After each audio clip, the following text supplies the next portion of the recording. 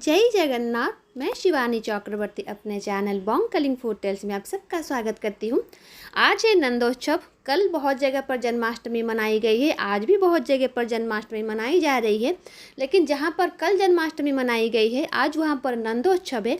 और जगन्नाथ मंदिर में कल जन्माष्टमी मनाई गई थी, तो आज वहाँ पर नंदोत्सव है। नंदोत्सव बहुत जगह पर मनाया जाता है। उड़ीसा में हर गांव कूचे में नंदोत्सव मनाया जाता है। लेकिन आज हम जगन्नाथ मंदिर में नंदोत्सव में क्या होता है वो बताएंगे। कल रात को जगन्नाथ जी का पहुड़ नहीं हुआ है, अर्थात भगवान जी नहीं सोए हैं, क्योंकि जन्माष्टमी की नीति बहुत देर रात तक हो रही थी। तो सुबह ही उनका मंगल आरती समाप्त हो चुका है। मंगल आरती समाप्त होने के बाद भगवान जी का जो भी सुबह का नित्य कर्म होता है वो समाप्त होने के बाद जगन्नाथ जी को पहला जो सखाड़ा धूप भोग होता है, गोपाल बल्लभ भोग होता है, उसके बाद सखाड़ा धूप भोग होता है। भगवान जी का सखाड़ा धूप का भोग समापन होने के बाद वहाँ पर मंदिर की साफ सफाई होती है। जहाँ पर भगवान जी होते हैं वहाँ पर मंदिर की साफ सफाई होती है। और उसके बाद प्रभु जगन्नाथ जी, देवी सुभद्रा और प्रभु बलभद्र जी का महास्नान किया जाता है, उनकी आरती होती है। और आज भगवान जी का सर्वांग चंदन लागी वेश है। जो घटवारी सेवायत होते हैं उनके घर से जो चंदन लाया जाता है उसे प्रभु का सर्वांग चंदन वेश होता है। और इसके बाद प्रभु जगन्नाथ जी और माँ सुभद्रा की एक विशेष आरती होती है। और उसके बाद वहाँ पर दोनों की षष्ठी मार्कंडेय पूजा की जाती है, क्योंकि आज दोनों का ही जन्म हुआ है।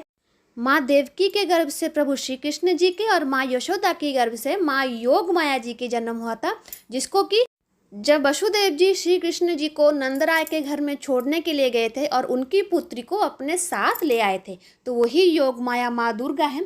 तो उनका भी जन्म हुआ था, तो उनका भी षष्ठी माँ की पूजा होगी। दोनों की षष्ठी मार्कंडेय पूजा होती है, क्योंकि माँ षष्ठी जो है वो बच्चों की देवी होती है, वो हमेशा बच्चों को सुरक्षित रखते हैं, इसलिए दोनों का पूजा वहाँ पर होगा। और उसके बाद मंगलार्पण होगा माँ सुभद्रा का और प्रभु जगन्नाथ जी का मंगलार्पण होगा। और उसके बाद माँ दुर्गा को, क्योंकि माँ दुर्गा माँ सुभद्रा के चलंती प्रतिमा है, तो माँ दुर्गा को भंडार घर से लाया जाएगा। क्योंकि जब कंस को पता चलता है कि योग माया ने जन्म लिया है देवकी के अष्टम संतान के रूप में, तो उनको मारने की कोशिश करता है। तो वो जो प्रक्रिया होती है, माँ उसके हाथ से छिटक जाते हैं और अपना विराट रूप दिखाती हैं। तो वो जो रिचुअल है वो जगन्नाथ मंदिर में आज परफॉर्म किया जाएगा। इसलिए माँ दुर्गा को लाया जाता है। माँ दुर्गा माँ सुभद्रा से आज्ञा मान लेती है। और उसके बाद जगमोहन के पास एक बहुत बड़ा झूला लगाया जाता है और उसके पास एक सिंहासन रखा जाता है। सिंहासन पर विराजती है माँ दुर्गा, और जो झूला होता है वहाँ पर विराजते हैं प्रभु श्री रामकृष्ण और प्रभु श्री मदन मोहन। क्योंकि उनका जन्म हुआ है तो बच्चे छोटे हैं, तो उनको पालने की ज़रूरत होती है, झूले की ज़रूरत होती है झूलने के लिए। तो वहाँ पर झूला लगाया जाता है और यहाँ पर झूले में रामकृष्ण और मदन मोहन जी और सिंहासन पर माँ दुर्गा को बिठाया जाता है। और उसके बाद जगन्नाथ मंदिर का जो सातों पहाचा है वहाँ पर माँ दुर्गा जैसे कंस के हाथ से छिटक जाती हैं, अपना विराट रूप दिखाती हैं, वो जो विधि है वो वहाँ पर होता है। और उसके बाद प्रभु श्री मदन मोहन जी और प्रभु श्री रामकृष्ण जी जो जगन्नाथ मंदिर के जगमोहन में झूले में झूल रहे होते हैं, उनको माँ लक्ष्मी जी के जगमोहन पर लिया जाता है। वहाँ पर पालकी में जाते हैं और पालकी में विराजमान करते हैं। उसके बाद जगन्नाथ मंदिर के जो सेवायत हैं भीतरछू महापात्र, वो नंदराय का रूप लेते हैं और गजपति महाराज के पास जाते हैं। वहाँ पर उनकी कुछ विधियाँ होती हैं, वो समापन करते हैं। और उसके बाद आकर जगन्नाथ जी के स्नान मंडप पे वो विराजमान करते हैं। जहाँ पर स्नान पूर्णिमा के दिन जगन्नाथ जी का स्नान होता है, उसी मंडप पे वो विराजमान करते हैं। और उसके बाद एक गाय और बछड़े को मंदिर में प्रवेश कराया जाता है। वो माँ लक्ष्मी जी के मंदिर के पास रहते हैं। उसके बाद और एक सेवायत होते हैं जो भरतिया गौड़ का रूप लेते हैं। भरतिया गौड़ वो है जो नंदराय जी को संवाद देता है कि उनके घर में एक पुत्र संतान का जन्म हुआ है। और गौड़ का मतलब होता है ग्वाला, उड़िया में ग्वाले को गौड़ कहते हैं। तो वो आके नंदराय जी को स्नान मंडप से खींच के ले जाता है ताकि वो अपने लाल को देख सकें।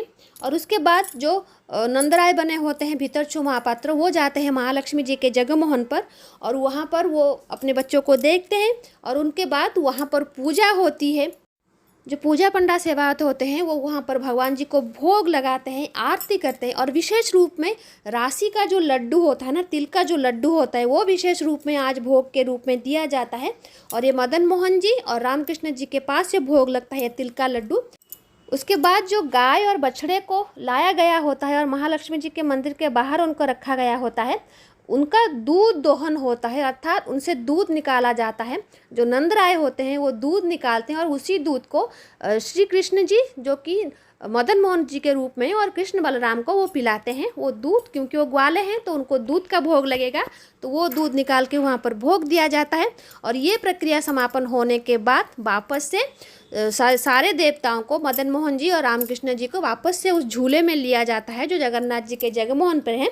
और उसके बाद और कुछ विधियाँ होती हैं। उसको समापन करने के बाद जो भगवान है, जो दक्षिण घर, उनका जो आस्थान है दक्षिण घर, वहाँ पर वापस जाते हैं।